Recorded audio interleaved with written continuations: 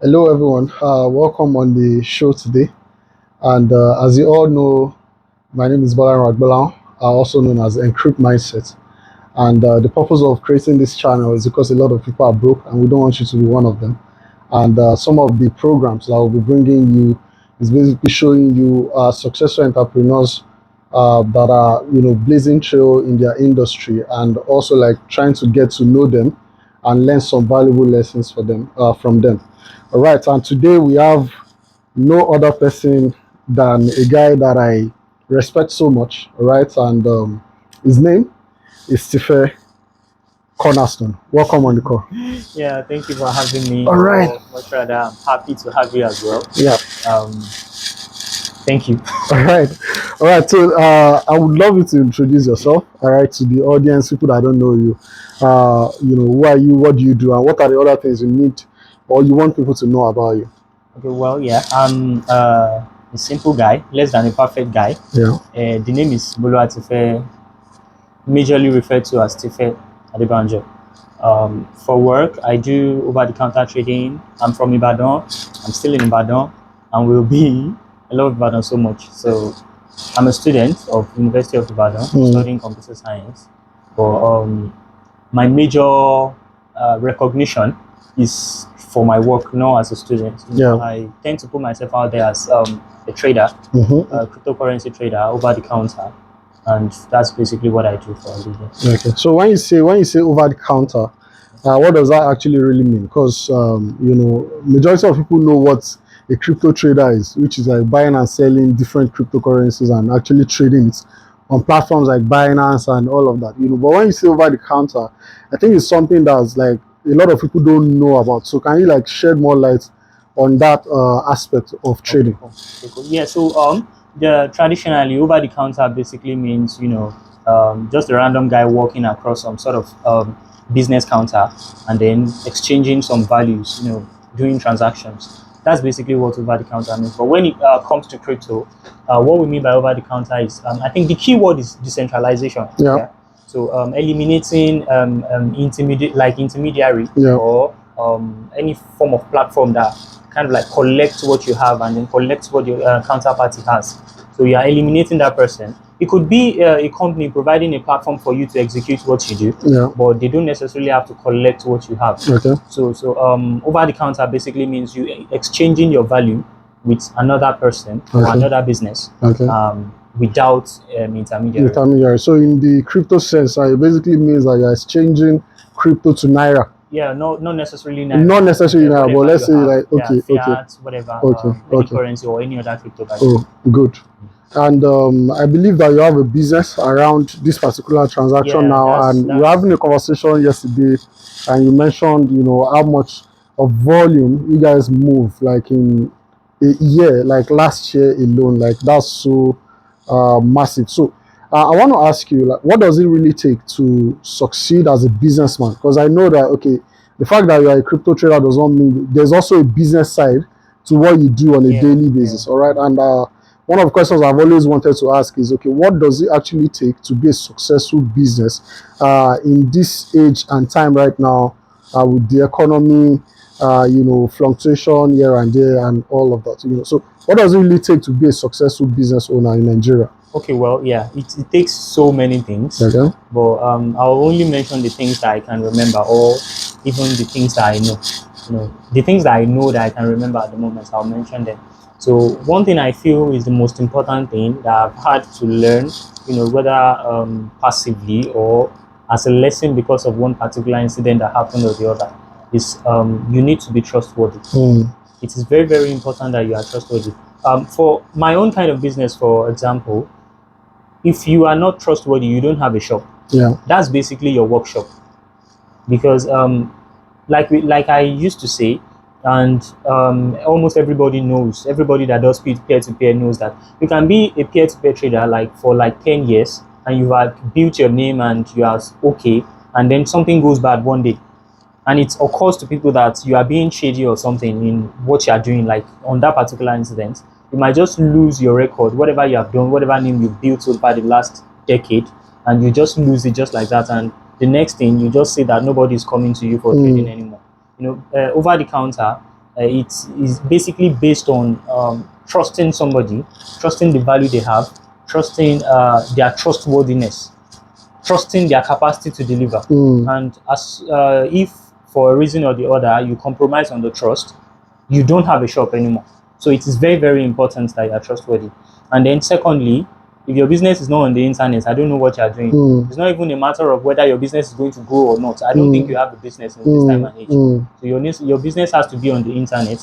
I'm not saying you cannot execute business off the internet. You can always execute business off the internet. But the way you can reach a lot of people, I think, see, I used to say this with my friends. The reason why I feel like there's more successful people these days than in the olden days is because now people are not just relying on traditional promotional methods. People are relying on the internet to reach a lot of people. You know, before you can just like learn something, start a business, open a shop, and where you're operating at is basically where your customers will be coming from. If you situate your business where you won't have any customers, you won't have any. If you situate your business where you have like 10 customers, that's all you get.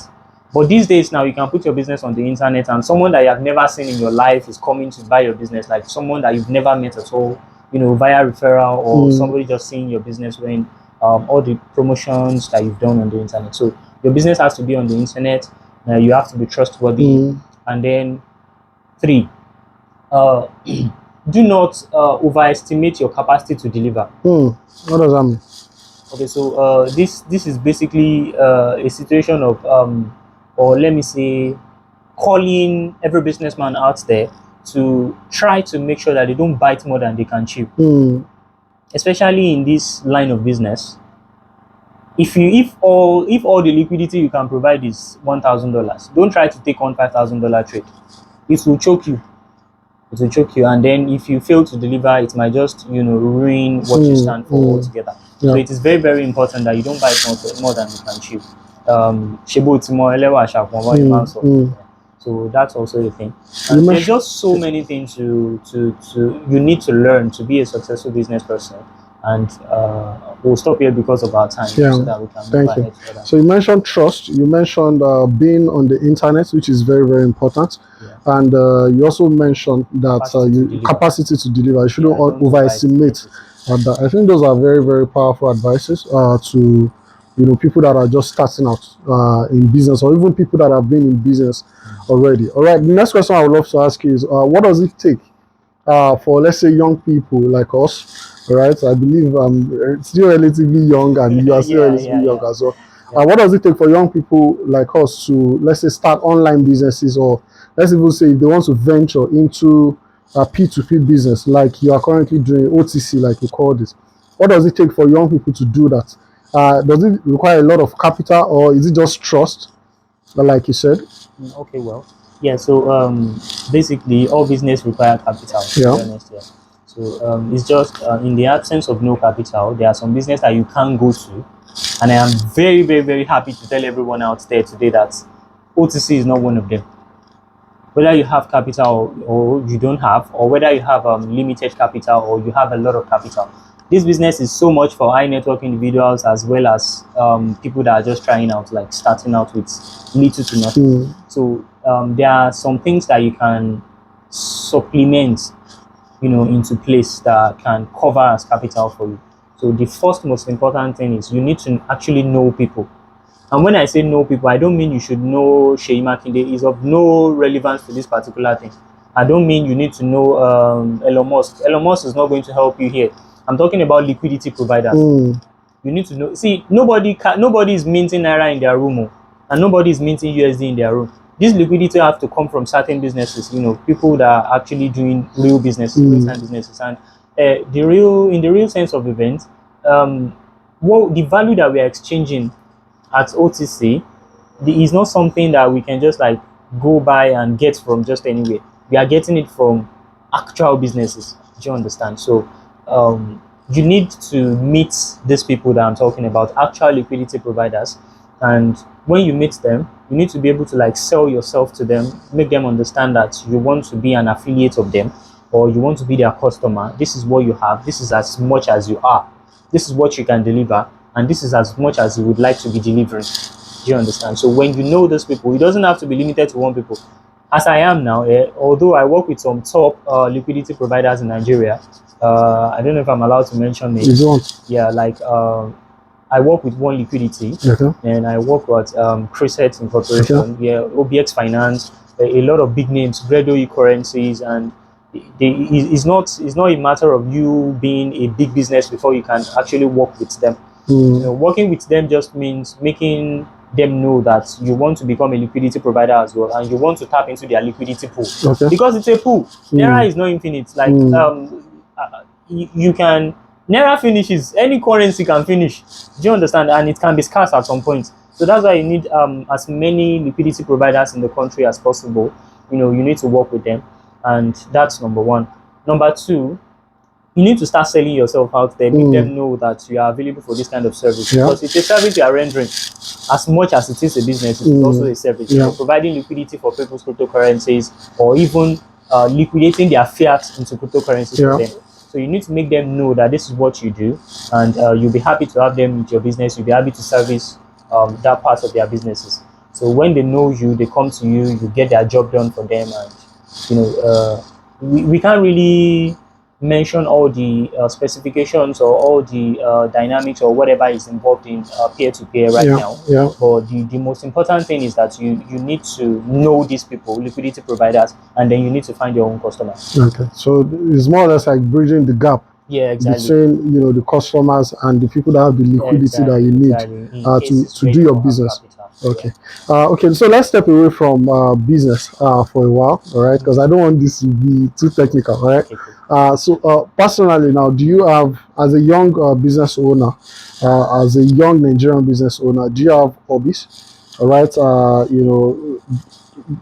Especially because you handle the kind of transactions you have every day. Is there any space for social life? Oh well. First, I would like to give credit to Nigerian economy, because it is very, very accommodating, to be honest. There are some things about Nigerian economy that is not so great at the moment, but Nigeria is actually very, very accommodating. It allows you to test your hands on a lot of things, and you don't have to rob a bank to do things. Nigeria is accommodating in all sense of accommodating. Yeah, Nigeria is accommodating. So in terms of business, you can do a lot of things, and until you become major, you don't really have to do a lot of documenting or anything. So why I'm saying this is because my business is such a way that I don't have to be buried into it like 24/7. You get to a certain point where it becomes kind of like overwhelming, because you're servicing a lot of customers. But if you're not on set, your customers will not die. Do you get? So and like I said, there are lots of liquidity providers if you are not working right now, they can always get their services elsewhere. So because the fact that I'm not social does not mean that I don't have the time to be social. Okay. It's just not me. Do you get? So I do a little bit of movies. I watch movies a lot, and sometimes I hang out with great minds and we talk. And, I like to visit my friends' businesses around town. Okay. So that's all about my social life. Not much to talk. All right. So the next question I would love to ask is: okay, you have a business called Cornerstone Exchange. Ventures, or Cornerstone Venture. Where is the business right now, and where do you see the business in, let's say, the next 5 years? Okay. Well, currently. I like to quote a friend of mine, Olubadida Milari. He always say that everybody is in the middle. I don't care how big you are, and I don't care how small you are in the middle of somewhere. So I like to say that we have come far from where we were, or where we started at in 2017. We started this as early as 2017. At some point we stopped, and then we came back in 2019. After we've met the right people to work with. So I think that's 5 years now, maybe 4, 5 years that we've been into this liquidity provision business. And we thank God for how far we've come, and there's room for growth. There's room for a lot of growth. There's so much room for growth. As a matter of fact, these my bosses that I'm talking about. They are still working so hard to level up to some kind of a So where I see myself in 5 years, I'm hoping that we'll be able to do collaborations with some major companies in Nigeria and then abroad. liquidity providers, over-the-counter traders, even exchanges on their own. They are hoping that one day we'll be able to like work with international exchanges around the world, cryptocurrencies and brokerage firms all together. Okay, the next question is actually a very big one, and I would love you to be as honest as possible. What's the biggest challenge you've ever faced in this line of business since you ventured into it? More. Okay, well, there's a lot of challenge ranging from meeting quality people and then filtering the bad eggs, because there are bad eggs everywhere. I think before we started this program, we were talking about how some deals got bad, went bad between some certain individuals. The biggest challenge has always been people. I don't want to say regulation, because regulation also has its own downside. But I feel like there's need for a regulation to a certain level. Because someone somewhere who is actually legit, you can be trading with someone that is actually legit somewhere, and then a trading condition goes bad, and then it defaults on the trade conditions, like trade terms, and it can just go scot-free. You get? So it has been a major challenge, and sometimes it causes us some losses, and I really hope this is something we can curb in future. We don't want you to request for our quotes, and then we'll give you our quotes, and then when it's time for you to deliver your side of the bargain, you just go off like it's nothing, and it's making us lose some money, lose some value, and there's just nobody to arrest for it. Do you get? I do. So that's one of the challenges. I think that's one of the biggest challenges that we're having. It's not about us, it's about people, bad eggs, and even the good eggs. Sometimes, as far as there's no regulation, everybody can try to cheat the system. So another question that looks like that is do you think, okay, you mentioned people doing shady businesses, and those are one of like the challenges that you face in this line of business, especially because it's a trust business.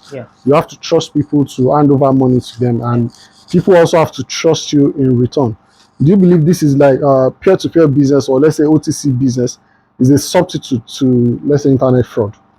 Because we have a lot of young Nigerians right now that are into fraud, and not necessarily like representing the country very well outside there. Do you think this is like an alternative, let's say a legal alternative for people that may tend towards that kind of business? Okay, well, yeah. So the what I feel is the problem with young Nigerians doing fraud is, they used to say, they say that Nigeria does not have as much opportunities. But if you look at most of the people that are doing this internet fraud, these are people that went to school and they did not really come with any good results. And then they come out and start complaining that there's no work. Of course, we understand that there's no work, but are you actually fit for work if there's work? Some people are not employable. Yeah, they are not employable. That's the word. They are not employable. So it's not like you are fit for any position. You just come out and be blabbing your mouth that there's no work anywhere. So what I feel the problem is young Nigerians they are. I don't want to use the word greedy. I don't want to be this center of hatred. But I feel like if you actually want to work to make your money, there's a lot of things you can do. And we are telling you today now, peer-to-peer business, like OTC business, is one of those things that you can do and look like a tech guy that you want to look so bad like, and then you can still make decent money. You'll be living well for yourself. And when I say living well, I don't necessarily mean you have to be average. There are like super rich people doing nothing more than this OTC in Nigeria. I can testify to that. Are like very, very comfortable. And all they ever do is OTC. So if you actually want to work, this is something that you can come and do. You put, as a matter of fact, like I said, trust is what you sell. Trust is your workshop. So if you want to be known to be a trustworthy person, you want to be respected in the society, and you actually want to make money, because money is here, to be honest. Money is here, brother. So if you actually want to make good money for yourself, you want to start living correctly, you want to start living right, you want to be able to talk where actual people are, this is something that you can definitely look at. When you say money is here, actually you are very right, because we had a conversation some time ago, like a few weeks ago, and you mentioned a particular figure that you guys did last year? Can you mention like specifics? Yeah, like I said, I work with a lot of liquidity providers, and when we were talking, I showed you one of the platform that I work on, and it's just one of them. And the figure on the platform that we moved in the past 1 year is 76 billion naira. 76 billion naira. Yes, that's a lot of money. Yeah, it is a lot. That's a lot of money. There was one interview I was watching one time, and the guy said, "Money is in the money business." How true is that? Oh well, yeah. No truer word has been said. Yeah, that's what I think. Really, that's what I think. All right.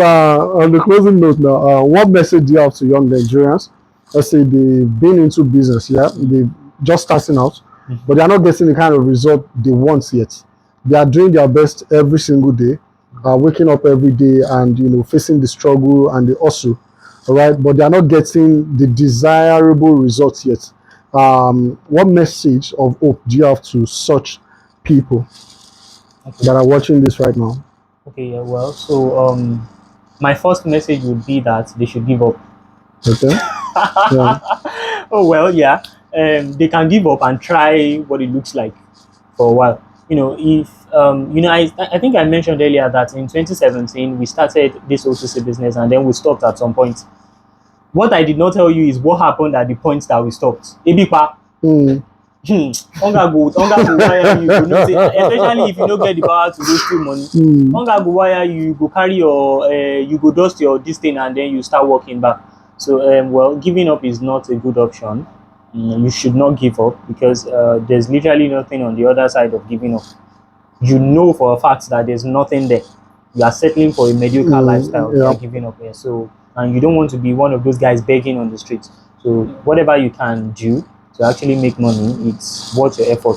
Now, what I would like you to do is I would like you to look at your business in a more in a different way than you have been doing it before. The fact that you are working hard does not mean you are doing something correct. You can be working hard and then you are doing it wrong. So, like I said, what we did after we started back was we met different, good sets of people. We met good people and people that are actually doing businesses, not people that are claiming to be doing business.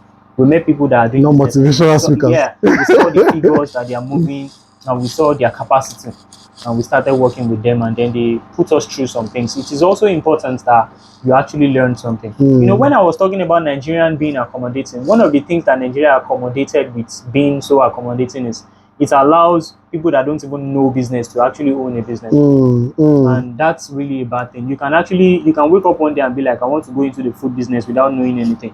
Nigeria accommodates that as well, which is not without any certification or any regulation. Yeah, exactly. So it is always very, very important that you try to learn what you want to do properly before you go into it. So reach out to people who can actually teach you this thing. If they require a fee, try and pay. It will cover for years of testing things and then getting it wrong. There's nothing as discouraging as doing things like 3 times back to back and the results that it's giving you is the negative result. It can be so discouraging. You might want to give up. But if you actually pay, if what they require is payment, you can actually pay what they require, and that is after you have actually figured that these people are actually producing things, that are making figures, that they are doing volumes. So, when they require a fee, it's something that you can pay. But I'll tell you what, most of them, why I feel like this is an untapped industry in Nigeria is because hardly will you ever see anyone, any advertisement somewhere of people claiming to teach OTC business and then you come and pay. They don't have the time for it because they actually have a business. That's the truth. They have a business that they are doing and they are making money. Hardly will you see anybody claiming to wanting to teach you OTC because this is not something, they don't require your registration fee or anything. Yeah. So whatever you can do to get them to talk to you, you do it. If it requires a fee, if it's a gift that you give to them, just look for these people and connect with them by all means. Let them set you on the right path. It is very, very important. So eventually you'll find that you working hard then would be you trying to make more money, not just trying to get it right. So you'll be spending less effort to get it right. You actually know how to do it right. You working hard now will now be to making more bucks. You get so. Honestly, that's very, very powerful. You mentioned 2 you know, two things that I actually like live my life by. It's like a mantra to me. One of those things is to get mentors. Yeah. Right, mentorship is actually very, very powerful because it saves you time, effort, money, and a lot of pain that you'd have actually gone through. And the second thing that you mentioned that looks like it is what was the first one you mentioned? I'm trying to remember now. Okay, yeah. So I said the first thing you need to do is Yeah, get like it right, doing something. Yes, doing the right thing. The fact that you're working hard does not mean you are doing the right thing. Yeah. You know, and in this part of the world, I think sometimes we usually like justify effort rather than results. There's this thing they say that in working, so trying, oh, results don't answer. You know, so just try as much as possible. You are watching this right now. You are young. You are vibrant. Make sure you do the right thing. All right, because they won't pay you for the effort you put in. They will pay you for the results that you're able to generate. You know. Lastly, for if people watching us right now, they want to learn the OTC business. They want to venture into the P2P business. How can they reach you personally, and on what platforms can they reach out to you to learn from you? Okay, well, I don't know if I mentioned that my business is a sole proprietorship kind of thing. It's not, it doesn't necessarily require some massive setup thing. I am the face of the business, and majorly my work goes on my personal profile. So I'm available on Instagram, Cornerstone King, where again? WhatsApp, Facebook, Adibanjabula at Cornerstone, and then on WhatsApp where we actually execute the businesses. So we can. We'll put the link in description. Okay, yeah. We'll put the link in description. Thank you very much for watching, and thank you very much for having. Thank you very much. Thank you. Thank you.